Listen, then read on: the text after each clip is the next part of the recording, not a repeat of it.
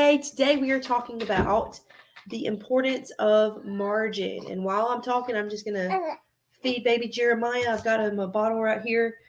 He is fussing a little bit. So, oh, baby, don't knock my paper off the table. So, the importance of margin. When I say margin, I'm talking about leaving margin in your daily schedule, in your weekly schedule. And if you don't have I'm not and sometimes when I say schedule, people kind of get weird. They're like, "Oh, I'm supposed to have a schedule." Well, I don't have a really strict schedule, but I have routines that serve me every day, and I recommend that for everyone. I recommend having it, starting with bedtime, evening and morning routines, and mealtime routines. I think that really helps moms just stay sane, stay grounded, but also having a schedule, a blocked out time in your schedule when you're going to work on your business, having a time blocked out in your schedule when you're going to do your housework. I think that is really important. And of course, I'll having time blocked out in your schedule. Tonight's a movie night with the kids. And, my son has soccer practice at this time, and I'm going to be there.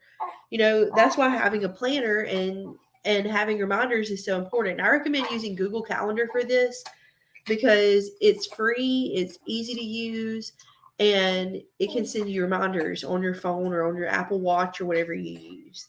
So I think, there's just one tip for you.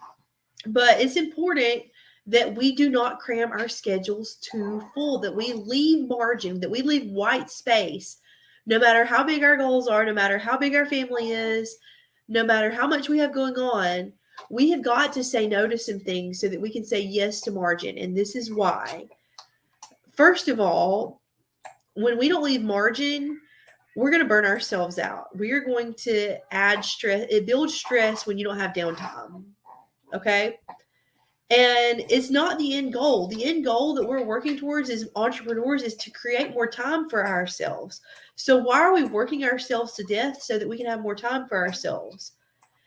That's not sustainable. That's not doable. Just like we were talking about a couple of days ago in the video when I said, is it doable? That, not having any margin is not doable for a long period of time.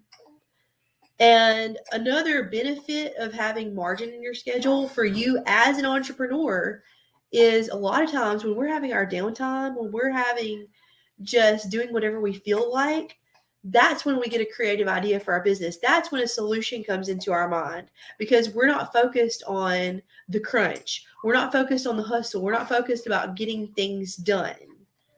And that's when our creativity often awakens during that time. So, it's a good idea all the way around. And it's also important just to have time for fun, have time for rest, have time after you've been busy all day and after you've been answering questions from all of your kids or working or doing whatever you do that wears you out and taking care of your house and everything. It's important to just have time, have me time, have time to vegetate just for your sanity. We all need it. I'm serious. So now I'm going to address the question that is probably your next question, which is, Jordan, but how do you do that? How do you do that, Jordan? How do you even create margin in your schedule when you have so much to do? Listen to me. I have so much to do. There is no way I can create margin in my schedule. If you plan ahead, you can. Okay.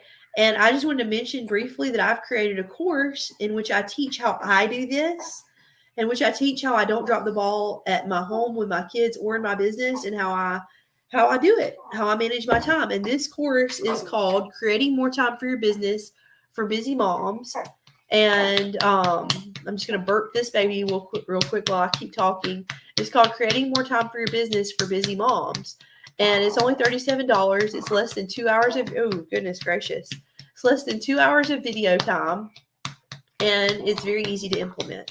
It's just step by step, very doable, because that's, I don't do it if it's not easy. I don't do it if it's not doable. That's my jam. And so there's that. If you're interested in that course, just comment on the video or message me and I'll get you a link to it.